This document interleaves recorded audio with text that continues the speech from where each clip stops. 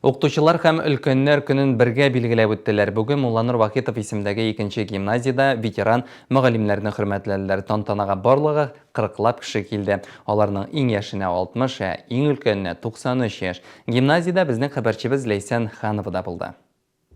Без сезнең һәр килүегезне шулай сагынып, түземсезләнеп көтәбез. Сез бик хөрмәтле кешеләр. Бүген гимназиядә ветеран мөгаллимнәрнең һәрберсен шундый җылы сүзләр белән каршы алдылар. Балалар тере коридор булып тезелде, алар бәйрәмчә киенгән, кулларында шарлар. Өлкәннәр көне уңаеннан пенсиядәге укытучылар өчен зур бәйрәм оештырылды.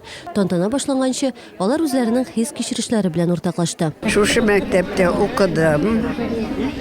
Аннан соң институтлар бетергәч, шушы мәктәпкә кайтып укытучы булып эшләдем. Гомер буе.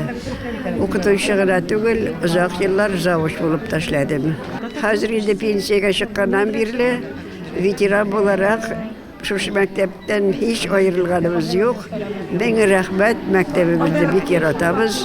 Мин эшләгән вакытта булар бик яшь кенә апалар иде. Хәзер инде алар барса уяшта әбиләр. Мин бу мәктәпне кабул иткән вакытта 1650 бала бар иде. 30-ы рус классында, 17-се татар классында. Өлкәннәр өчен гимназия бүген бер-берсе белән очрашу, күрешү урыны. Алар өчен иң мөһиме онытылмау, үзләренең кирәкле икәнен тою.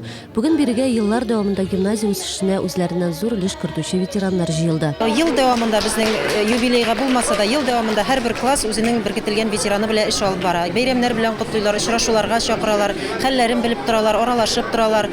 Бүгенге бәйрәмгә инде алар аеруча рухланып килделәр. Без һәрберсе белән элемтәгә кереп, һәрберсе белән сөйләшеп, шушы уңайлы көнне сайлап чакырдык, ләкин менә кызганычка каршы һава торышы бераз үзгәреп китте. Шулай булуга карамастан безнең апаларыбыз, безнең укытучыларыбыз бөтенесе дә диярлек җыелып килделәр.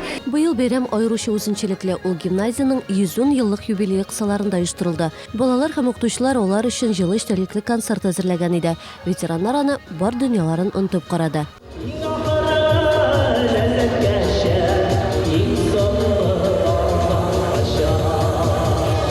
Ләйсән Ханова, Дмитрий Рачев, яңалыклар.